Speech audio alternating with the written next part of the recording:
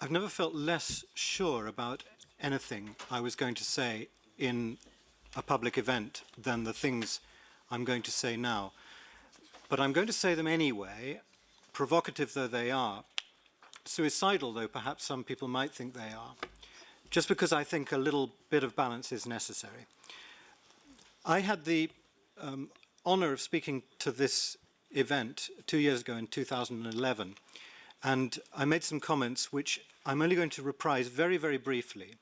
It's not necessary for me to reprise them in full because thanks to the internet and social media, the video is still up there on YouTube and you can still see what I said. I had another look at it yesterday and I'm glad to say that I still mean what I said then. For me to mean and say the same thing for 2 years running is quite an achievement, because normally I change my mind on a weekly basis. I basically said two things. First of all, I said that I didn't like the word communication. And the word communication, generally speaking, is masquerading three different things. The first one is propaganda, which is illegitimate, where you're trying to persuade people to change their minds without giving them a good reason to do so. The second one is advertising, which is fine if you're selling a product, but most of the time we're not selling products here. And the third one is information provision, which only works if people have asked you for information. Those were my three little pocket definitions from 2 years ago, and I think I still stand by those. But what I found this morning, listening to a great many of the presentations and debates that have followed them, is that there's still an awful lot of propaganda going on, and there's still a lot of advertising when there are no products being sold, and there's still a lot of information provision when nobody wants the information. The other point I made in 2011 was about Europe's loss of external identity being the consequence of its loss of defining purpose. This has become almost a cliche. I certainly wasn't the first person to say it, and it doesn't look as if I'm going to be the last. But unlike many, I have a simple solution. I don't think it would take 20 years to figure out what Europe's purpose in the world is. I think it's perfectly obvious. Europe is the only successful case in human history of functioning multilateralism. The problem that the world faces today is that all of our problems are global, they're planetary, and we don't know how to run ourselves like a planet. So Europe, its purpose in the world, if you ask me, is that it will show the world how to work like a planet, instead of billions of fragmentary particles shooting off towards perdition. But as for what I wanted to say today, it ties into that. It occurred to me as I was listening this morning that the language people use, whatever the subject they're talking about, the language I hear here and the language I hear everywhere I go in government circles is now almost 100% the language of commerce and not the language of democracy. It's the language of buying and selling and persuading and campaigns and target audiences and USPs. It's the language of antagonism. It's the language of trying to make people part with their money against their better instincts. And the more I hear this and the more I become aware of the fact that that's the language we're all speaking, the more anxious it makes me become. I'm as guilty of this as anybody because I'm supposedly the bloke who invented the phrase nation branding. Now, a better example of the influence of commerce on the public sector could not be found.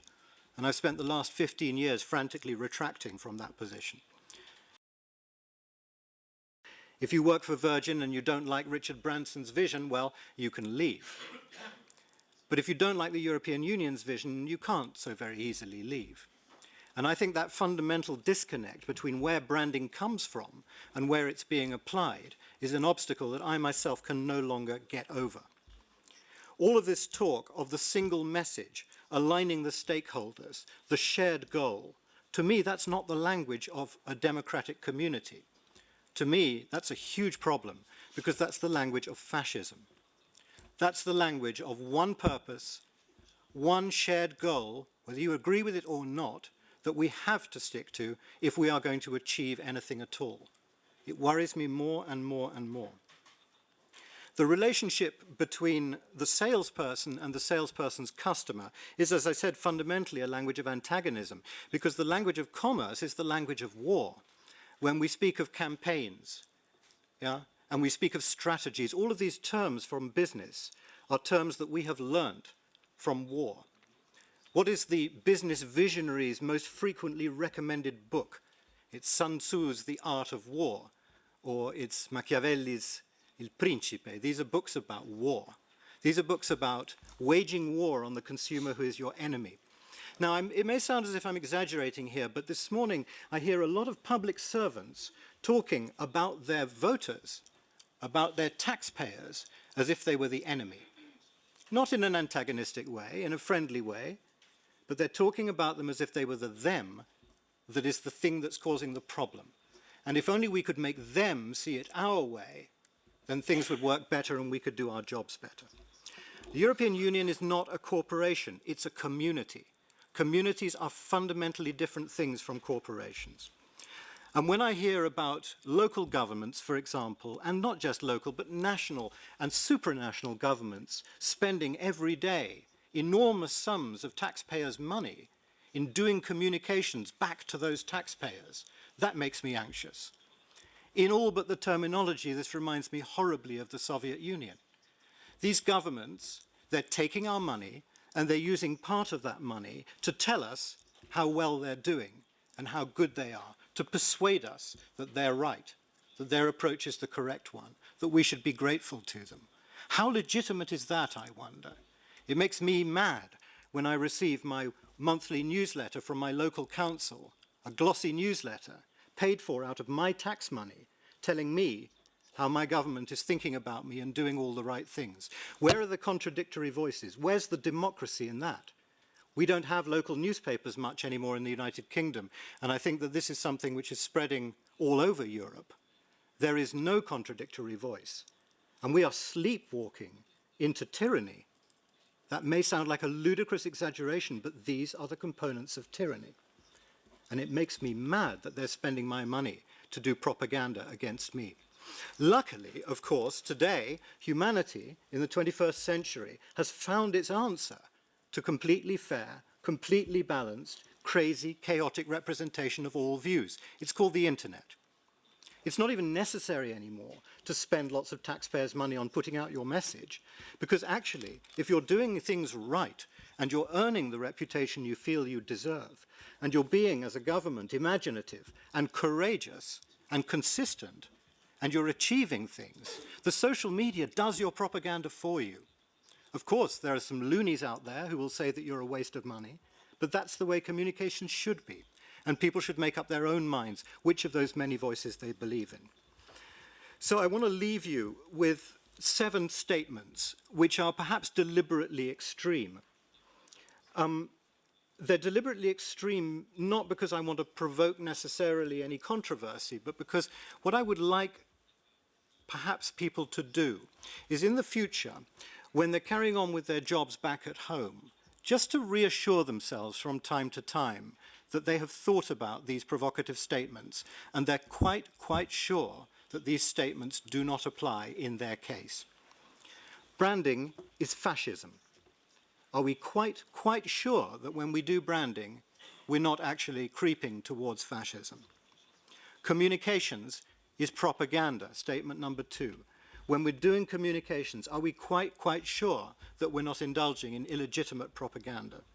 3, public service is not business. They're different things. And the creeping privatization of the public sector in its language, in its approaches, in the way that it views the world, I think is one of the most dangerous tendencies of post-industrial societies. It's been going on for 100 years or more, and we need to be aware of it and we need to look at it. We do not want to turn the public sector into commerce. Consequently, the 4th statement, diplomacy is not public relations. 5, governance is not management. 6, leadership is not customer service. We've had a great many governments in many member states over the past 10 or 20 years who have substituted leadership with customer service. Leadership by focus group. Let's find out what the customers want and see if we can provide it to them. Governments that do this are doing their voters, their electors, a disservice. Leadership does not consist in finding out what people want and providing it to them. Leadership consists in having a very clear idea of what you personally believe is good for society, thrashing that out in the crucible of democracy, winning the argument, and being given a chance to lead people in that direction. Lead. And seventh is one I've said before, Europe is not a corporation. Europeans are not the target of EU institutions.